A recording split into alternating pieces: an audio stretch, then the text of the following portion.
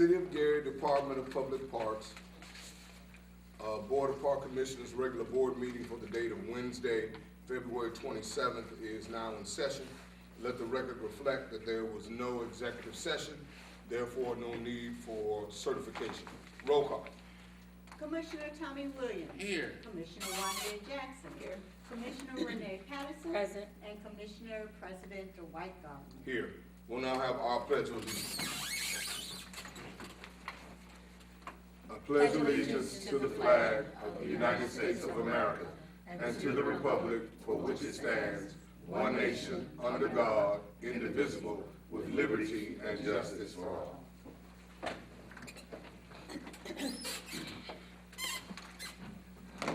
I would direct your attention to the minutes from the date of February the 13th and entertain a motion for their acceptance. Second. Roll call. Commissioner Tommy Williams. Yes. Commissioner Juanita Jackson. Yes. Commissioner Renee Patterson. Yes. Commissioner President Dwight Garland. Yes. I would direct your attention to our claims for the date of February 27th and give you a moment to peruse them.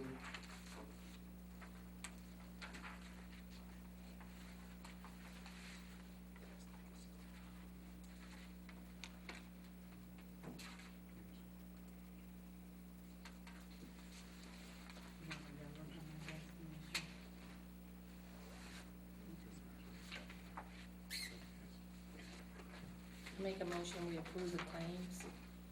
Second. Roll call. If I could, real quick, can we hold off on that? So if you look at what says High Park Fund 451, Okay. this is the fund, so what happens is, you know, the renovations of the park are being handled or is being funded through the county. And so that money is wired to the city of Gary, and then the city of Gary pays whatever vendors need to be paid. I think the dollar amount for Powers and Sons is incorrect. I believe it should be 6,500 6,500? instead of 6,000. Okay. But Dolly stepped out to go verify that number. But you do have the money to pay them. Yes. Okay. Yes. What's your budget for that particular fund? Do you have a So, budget? we have a dollar amount that the county has dedicated towards the project, but we don't get any money into the fund until we request money when we get an invoice from the vendor. So that's why you'll see like small dollar amounts, like for example, the one for the Times, that was for the advertisement of the RFP that went out. And so once we get the invoice, we submit the invoice to the county, which then sends us a wire transfer, and then we do our documentation to make sure the vendor gets paid in a timely manner. I do have to make a correction. It is 6,500 for Powers and Sons Construction. So you're doing it Okay. on a cost reimbursable basis, right? Yes. Almost, yeah, we're something. Yeah. Okay. Let me ask this question before we move along. On the flower show, I assume that the way this works is that we purchase a block of tickets and then make them available to the public? Correct. Exactly. Okay. Previous question on the ratification of claims, roll call. Commissioner Tommy Williams. Yes. Commissioner Juanita Jackson. Yes. Commissioner Renee Patterson. And Yes. Commissioner President Garland. Yes. You're welcome. That takes us to our legal. We have 4 contracts for the board today. The first is a contract for professional services for, all of these contracts are for Marquette. And the first one is for Ajax, and it's to provide maintenance supplies at Marquette Park. And that's to run from January 1, 2019 through December 31st, 2019. It's not to exceed $6,000. We're asking for board approval of that.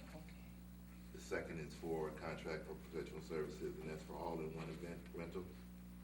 And that's to run from January 1, 19 through 12/31/19. And it's not to exceed $2,500. And they'll be providing linen and event equipment. Next one is for Party Linens LLC, and that runs from 1/1/19 to 12/31/19 as well. And they will provide providing linen for events at Market Pavilion as well. And that's not to exceed $10,000. And the final contract that we have is for Star Disposal, and it's for trash collection at Marquette. And it's to run from January 1, 2019 through 12/31/2019. And it's not to exceed the sum of $2,500. Let me, and this is for, the knowledge or informing our viewing audience, that Market Park, particularly and specifically, Market Park Pavilion has its own budget line item. It is supposed to and is intended to be, and for the most part has become self-sufficient. And so when we approve specific bids or proposals or contracts related to Marquette Park, the reason that we're doing that is in fact because of the way our system works.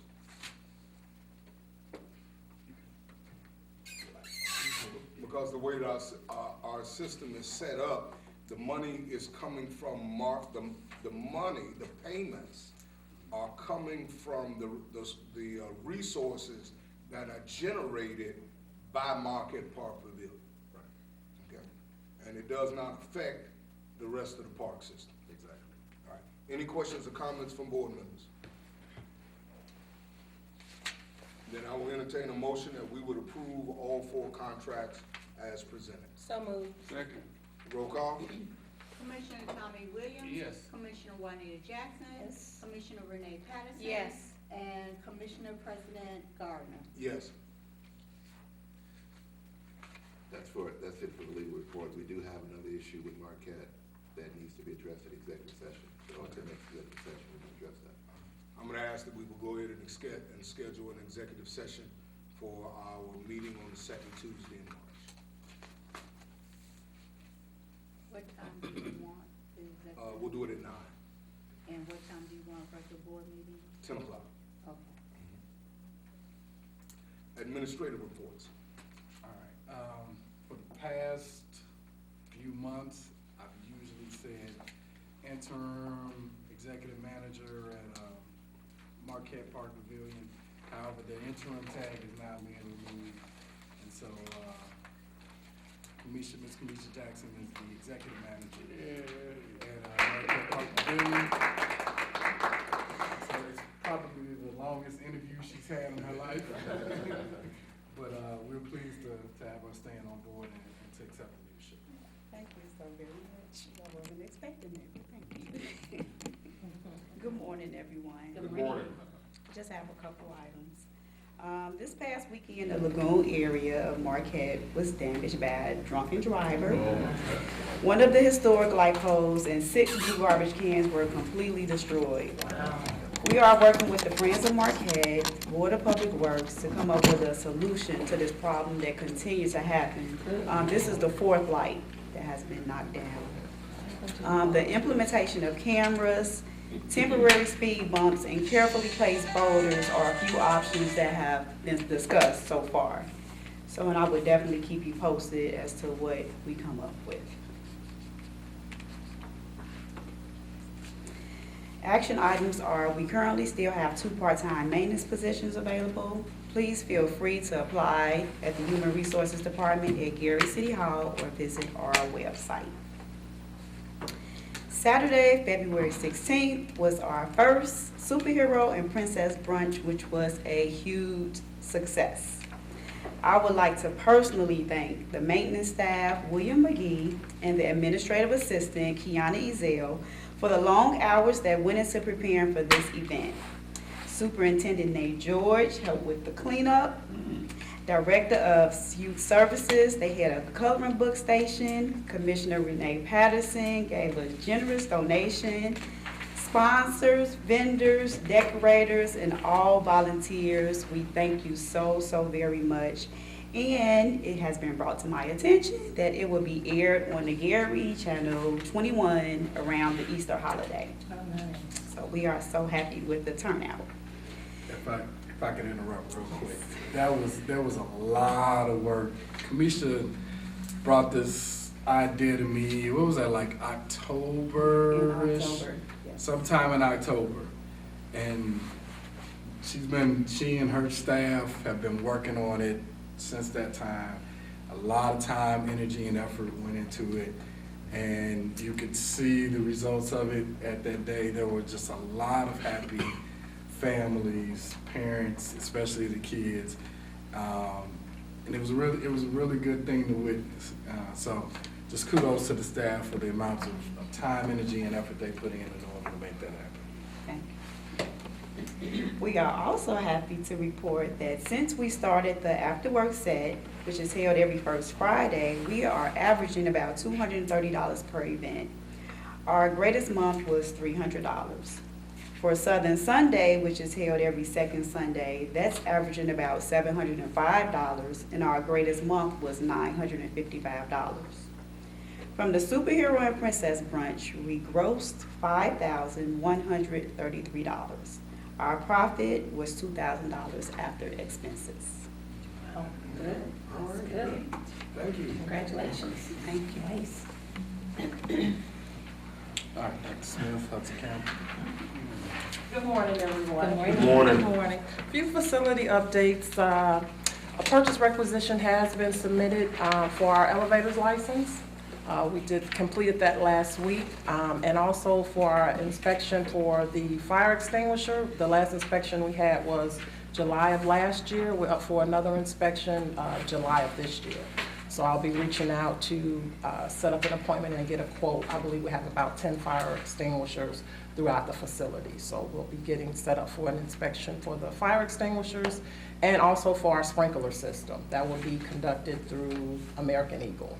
So I'll be setting up an inspection for that. And also, I'll also be following up to set up another meeting with Michael at Ajax to get a prospective contract in place for 1 year order of supplies for our facility.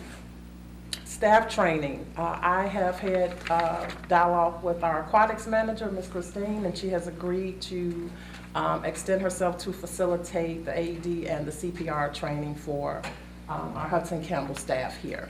And so that date is yet to be determined, but we will have a date probably within the next week or two with, as Ms. Christine is inundated with her schedule right now. But she has agreed to facilitate the training for our staff here.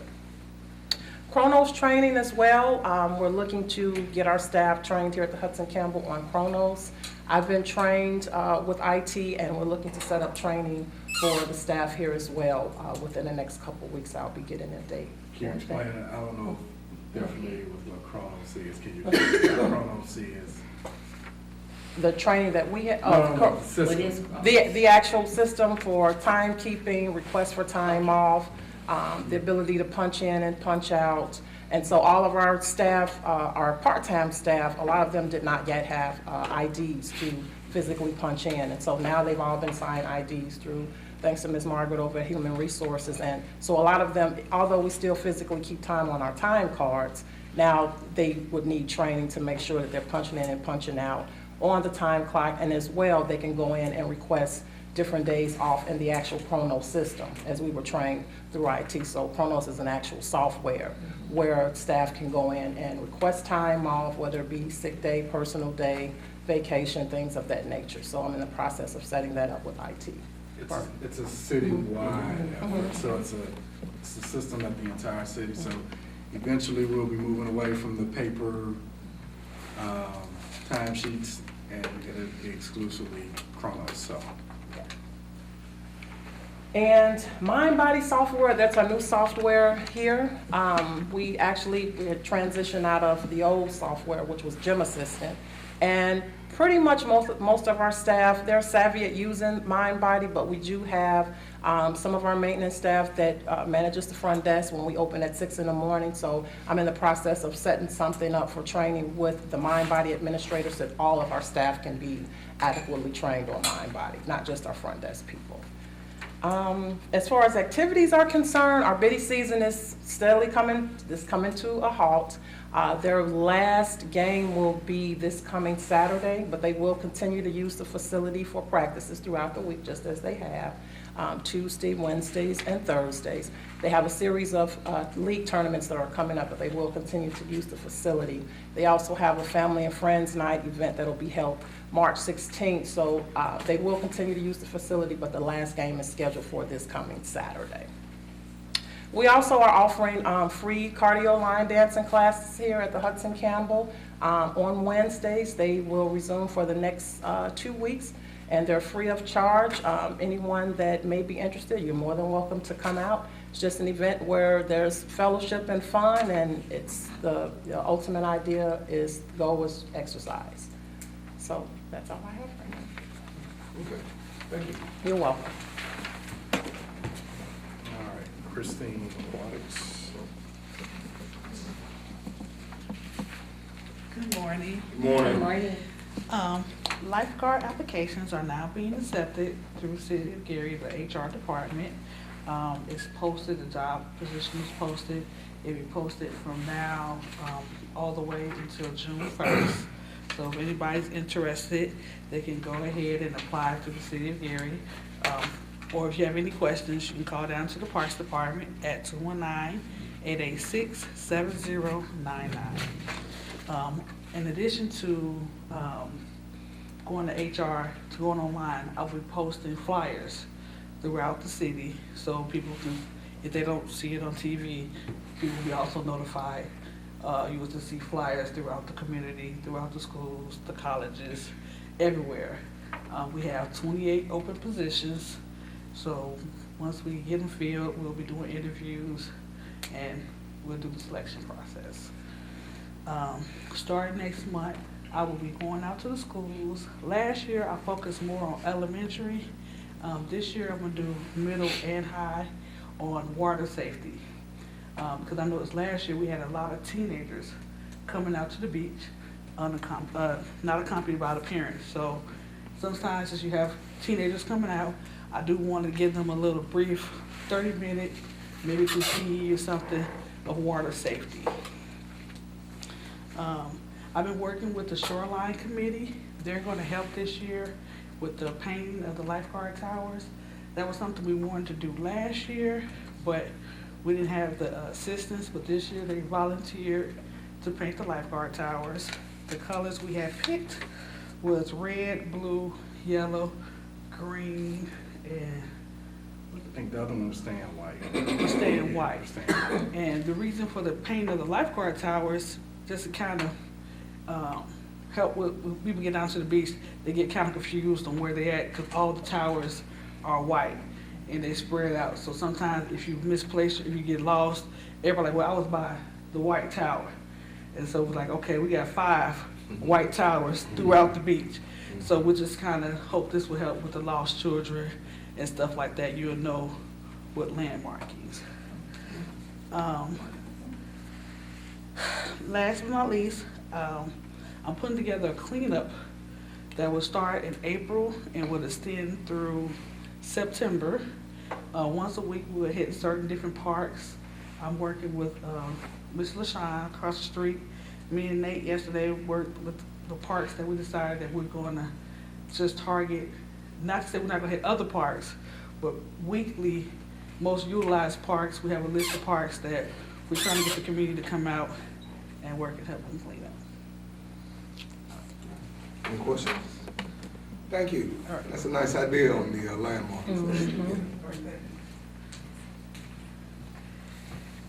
Superintendent's report. All right, I have a very brief report today. Wanted to provide you all an update on Gleason Pump House.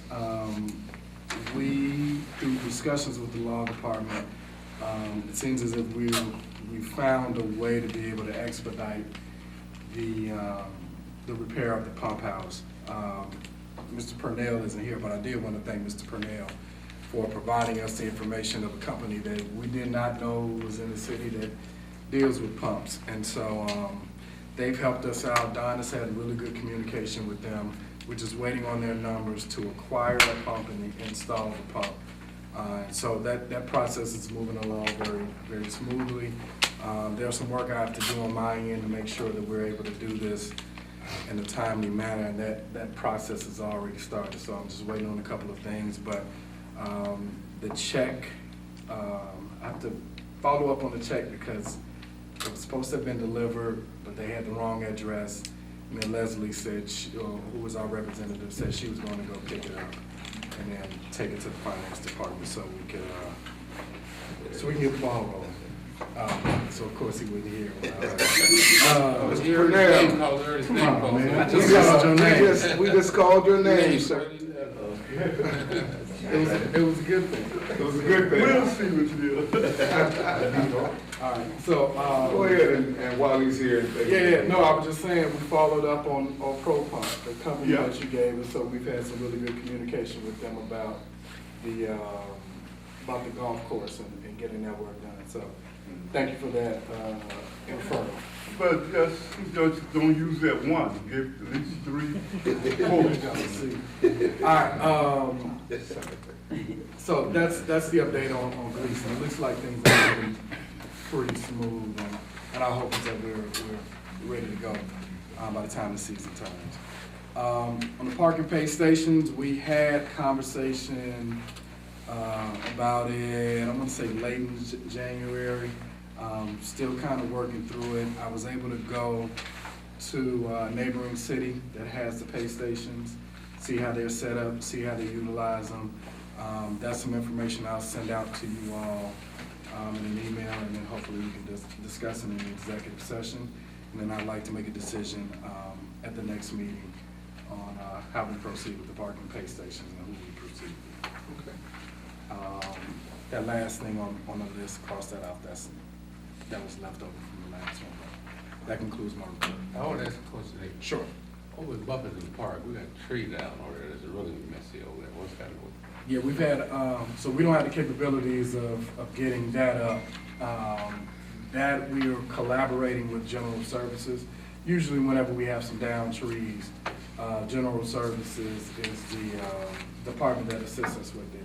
However, with, the season that we're in now, they're all usually kind of allocated towards, we don't have snow right now, but snow and ice removal.